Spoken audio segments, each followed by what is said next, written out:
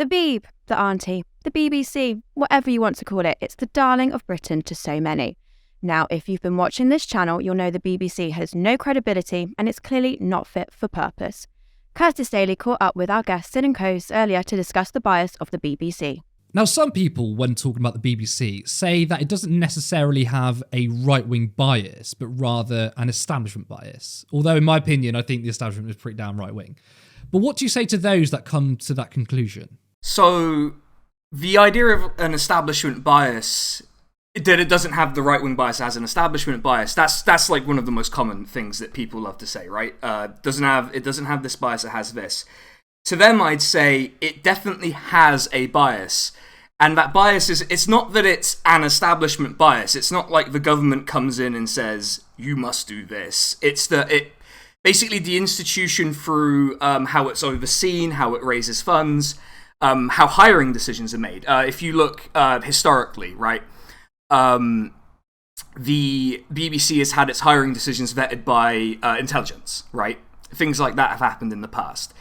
So, as you say, the establishment is quite right-wing, but it's one of these things where it reflects the bias of the people who it hires, basically. And it's not and actually, to be fair, and I did a video about this. In the video, I don't put it down to bias so much as habit, because it's a bit like if you, for example, have worked in the Express for your whole media career, right? You are incentivized by working in that environment to give the benefit of the doubt to some people and not to others, right? So, like, there's a great example of, like, this idea of benefit of the doubt and habit is in the 2019 general election. You will probably remember when Andrew Neil does the interviews with each of the party leaders, right? And he did one with, Joe Swinson and Jeremy Corbyn and all of this lot, fine. And they got Jeremy Corbyn to agree to do his one with Andrew Neil and have it published on the basis that Boris Johnson would show up and do his one. What did Boris Johnson do? Didn't show up, didn't do his one. Jeremy Corbyn's got released and it wasn't especially good. Now, some people would be like, oh, well, that's Jeremy Corbyn's fault. That's just the nature of the game. But it is indicative of habit, right? These people are, because, Andrew Neil was a great example of, you're allowed to be biased if you work for the BBC because he was the editor of The Spectator, notoriously right-wing, far-right even, you could say, publication. I put it down more to habit than, like, intentional bias. And maybe that's not right, but I do think it's because the base from which the BBC hires from is inclined, based on what their professional backgrounds are. A lot of them are Tory party mouthpieces. There's this revolving door between the Tory party and the BBC. Look, I'm not saying these people are necessarily unqualified just because they work for the Tory party, but also working for the Tory party might mean that you're inclined to be a bit more soft on the Tory party, right? It's habit. It's habit. And the fact that you have a piece of, the BBC charter and stuff like that, it's like, you must be impartial, doesn't make it so. And I suppose it's not that, it's people in suits saying, oh, how can we be biased? It's something that they're not aware of what they're doing. It reminds me of the Noam Chomsky clip when he speaks to Andrew Marr and he's like, I don't self-censor. It's like, you believe everything you're saying, but if you think any different, you wouldn't be there, right? It's a lot like a fish not being aware it's in water. Like how are they gonna know, right? And when someone tells them, they're astonished that someone can see that they're in water. Well, you touched on the 2019 general election, and of course we need to speak a little bit about that. But for me, there were some instances where I thought the BBC clearly stepped over the line. So, for example, we had a BBC Prime Minister's Question Time in which the audience laughed at Boris Johnson when he was talking about honesty in politics, in which the laughter was literally cut out when they showed a recap of the show later on the BBC News. Another example was Laura Kuenssberg talking about postal votes and admitting to knowing some inside information in how the votes look. Now, no one is supposed to know that. No one's supposed to know anything about the votes until it's counted. What I'm asking really is, we all know that biases do exist in the BBC, but what do you think led to these incredibly egregious examples of, and to use the phrase, fake news? Something that we really haven't seen in domestic politics before, from what I can remember anyway. Yeah, so what led to these examples of fake news, if you like?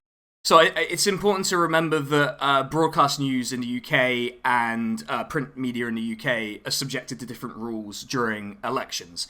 So you will remember in 2017 coverage around Jeremy Corbyn, because let's be honest, that's who that election was about, and this election in 2019 was about. And maybe even the next one, if Keir Starmer has his way, will be about him. So what leads to this is, in part, it's these habits that form. So you mentioned the cutting the laughter out of the Boris Johnson. There was actually another really interesting one, which was during the reflaying that they do at the Cenotaph. Boris Johnson showed up in 2019 looking, Boris Johnson-y. Let's call it. Let's call it that. And they actually showed a previous one from when he was mayor of London, or it was way before. Yeah, I remember. Where he looked much more put together and stuff like that. If it was bias, you would expect that, mistakes happen, right? Like, look, mistakes happen in coverage. It happens. No one's perfect. And, that's not me covering for the BBC's poor coverage of certain issues. It's just a fact. People make mistakes, right? And institutions made of people. The thing is, when all of them fall in one direction over and over again to the benefit of one side and the detriment of another, then I think even bias doesn't quite explain it, right? There has to be not necessarily malicious active component, but an active component to it. A sort of training or a reflex or something like that, right? And so stuff like Laura Kuenssberg letting it slip that she's seen the postal vote returns. Again, you're not meant to know anything about them. If I would be very interested to know how she knew anything about them. That would warrant some question, I think. Things like that, letting that slip, editing decisions where you cut out laughter. Those are things where you're like, you might not think about it at the time. You're like, well, no one will notice. Because, everyone, you think in your mindset and with your habits. But it is important to the narrative that's set, because if you see on the 6 o'clock news, not everyone, I don't watch TV, but a lot of people are watching, you see Boris Johnson get laughed at, that sets a different tone, right? And I do think part of it is that there is some credibility in the idea that there was a sort of subtle panic in a lot of these circles about what if he does win, or not even what if he wins, what if he does all right, what if he improves on his previous result? Then what questions do we need to ask? And also what will happen to a lot of our credibility in our careers possibly factors into it. I do think that factors into it, but I try not to attribute malice as much as possible. I'm not a cock-up over malice person. I'm more of a habit over malice person. You got to remember, these people's professional backgrounds are often in the right-wing media. Even when they're not, they're put into an environment where, the editors and so on are having that background. So that does influence how you report on things and how you speak about things and how you edit things. I've seen a lot of discussions around the BBC, and as we've literally just touched upon, being biased in terms of anti-Corbyn. Now, I think that's apparent. What I'm interested in is, in your view, is how the structures of the BBC make it biased against the left and progressive politics in general, so not necessarily Labour. And what do you think were the changes historically at the BBC that turned it from, I'd say, a fairly well-respected organisation to today, in which I think has zero credibility? It's kind of a big question, so I'll try and take it a piece at a time. So, bias against the left and against progressive politics, when does that happen? Basically forever. To sort of put it out there, basically forever. So, first of all, you need to consider funding model of the BBC. The BBC takes a license fee from people. License fee is set by the government. Governments in the UK, more often than not, if they're not, maybe one very specific government we had at one point, generally speaking, either conservative or Labour right-led. That's just sort of how that plays out. You've built it into the system. Second of all, as I mentioned, historically the BBC has had its hiring decisions vetted by intelligence. Now, that doesn't mean that no left-winger has ever been employed by the BBC. It has happened. The thing is that if the intelligence services are vetting you and saying you're okay, maybe that says something about you, I don't know, or maybe there's an acceptable level of amount of them you can have without looking suspicious.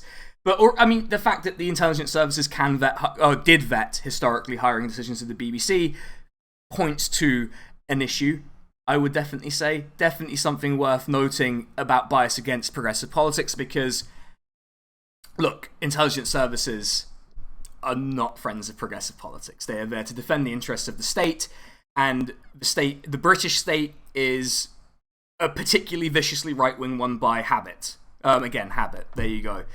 By tradition as well. If you look at the current malaise of the BBC, like the sort of steep loss in credibility, you look back to New Labour, actually, more specifically. You will have probably seen Alistair Campbell went on the BBC and during this Gary Lineker stuff and was like, "Oh, look at the way you treated Corbyn," completely forgetting who may have assisted in the treatment. Yeah, it was definitely interesting to see him do that. But actually, Alistair Campbell has perhaps a slightly more important role historically, because obviously he was Blair's press guy, lampooned as Malcolm Tucker in the thick of it. And he was involved in a lot of the BBC losing credibility in the 2000s. Iraq War, liberalising drug laws, stuff like that. Of course, you then have David Cameron, the coalition years, David Cameron, Theresa May. Theresa May is a particular point where, by her sort of political instinct, a lot of the press sort of fell in line with her because, let's face it, she's facing Corbyn, and also a lot of the press, owned by billionaires, going to side with the Conservative Party. And a lot of those people who came up in that environment of the New Labour and coalition and then Theresa May years, ended up getting hired by the BBC. But this Gary Lineker thing actually pushed a lot of media class people against the BBC. That's what was interesting about the sort of Gary Lineker break, which was they veered out of political staff into a freelancer who talks about sport.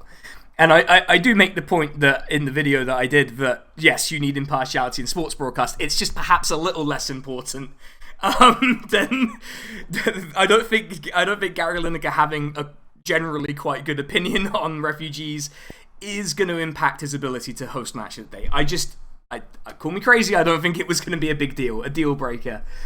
But there it was. Criticism of the BBC is either seen as conspiratorial. The left obviously has huge issues with the BBC and its bias, but Gary Lineker quite literally brought it to the mainstream where criticisms of the BBC became legit. So I think that's a really good point. And you did touch on kind of the debate among the left on the BBC, which is the left looks at the BBC and some would say, do you know what? It's crap. It's crap. Its a political wing is embarrassingly poor. And given what we've seen over the last few years, a lot of people would rejoice in its downfall. Others say it's an institution worth protecting. It's still a public broadcaster. But what's the alternative? Because if we got rid of the BBC, then the whole of the media would be corporate media. I'm interested in finding out what your opinion is and what criticisms do you have to the contrary. There's a common quote you see, right, which is if you privatise the BBC or whatever, you did whatever to the BBC's political reporting, you would have the British equivalent of Fox News. Arguably, the BBC is more harmful than the British equivalent of Fox, because the British equivalent of Fox News does exist. It's GB News. And it is an embarrassment of the highest order. They did their alternative Match of the Day, which I loved. Not in like a sincere way, but in a very mocking way. I did love watching these people try and squeeze whatever humour they could out of the situation. But there was... It made me want to go to Brighton more, actually. Yeah, Brighton's lovely. After Go watching to that. Brighton, Yeah, but there's this refrain that you'll have the British equivalent of Fox News. British equivalent of Fox News exists, and the BBC is arguably more harmful because the BBC label, no matter how discredited it is at the moment, it does mean something to certain people, a significant portion of people, right? And one of the things it means is credibility. Look, I even will go on the BBC to check whether something has been reported, and if something has that credibility, but it has these structural issues and it has these personnel issues where they have this habit, that is intensely damaging, especially to the left. There was, I think it was Novara Media who put out an article saying it's biased against, media is biased against the left and the right. And I was like, yeah, but more one than the other, I would suspect, and by instinct, if nothing else. And, if you're saying that it's an institution worth protecting on the basis that it produces great, cultural output, I'm not denying that, right? I do think that the cultural output is really good. That being said, is the cultural output enough to justify the damage that's done from a highly credible institution existing and having such bad political coverage? That is essentially the question you need to answer. Now, some people will say, yes, I would definitely say no. I would definitely say no to that. I don't believe it's an institution that is, as taken as its total, worth saving. Love the cultural stuff. Unfortunately, if it's attached to the political stuff, I've got no time for it. It is far too damaging. It being explicitly a right-wing, not pretending to hold to this idea of impartiality, explicitly right-wing reporting organization would be a net benefit. I remember there was this fuss about Elon Musk putting like British state media on the BBC, and that may have been a gambit. Which is really entertaining for me. I love that. It's one of the few things Elon Musk has done on Twitter was actually quite funny. Yeah. Intensely funny. It's also very funny that he made being a blue tick an even bigger sign of being a loser. But he actually, to be fair, he made me wish I could buy people blue ticks to embarrass them. But anyway, well, apparently he's doing it for other people. Who's the writer? Stephen King. He's like, I didn't pay for blue tick. Why do I have a blue tick? And Elon Musk is like, you're welcome. Oh, I don't think he wants it. There is a kernel of truth to what. There's more than a kernel of truth to what Elon Musk labelled it as, because it is beholden, whether you want to believe it or not, to that line. And the sort of fact that we pretend that it has this impartial sheen on it, actually, that one damages our ability to criticise its output, because it's difficult to criticise the output of the BBC, as you say, without looking conspiratorial, right? It looks like we're talking, I feel like I have to say every time I criticise the BBC, I don't believe that Laura Kuenssberg wakes up in the morning and goes, now how shall I help the Tory party today? I don't believe that's what she does. I believe she goes out and tries to do her job. Now, whether she's doing the job that she thinks she's doing is a different question. I kind of think if we want to be able to criticise it, we need it to die in a lot of ways. We need to let it die. We need to sort of let go of the sentimental side of it. And you never know. We could maybe have maybe they'll separate the cultural output from the political output. Just privatise the news bit. Who knows? But I find that very doubtful, to be fair. The BBC, I think we could both agree, whether they mean to or not, is pretty much a pro-Tory outlet at the moment. But Labour, if they win the next election, and I think they will, do you expect any changes, maybe positive changes, or is Keir Starmer just another member of the establishment, and would we likely see no changes at all? So, I kind of want to comment on whether Keir Starmer's going to win the next election, but I will hold it for now. Look, I think if anyone could lose from that position, it's him. But also the position is good. I acknowledge it. I'm not. I was never a Keir Starmer doomer in that sense. But the question of whether Keir Starmer could reform the BBC in any meaningful way, I don't see any. If you look at what he's expending political capital on as of recording, he's got Wes Streeting out there talking about reforming the NHS as opposed to funding the NHS. If you look at what they're expending capital on in opposition, while it's not a perfect indicator of what they'll do in government, it's a pretty good sign.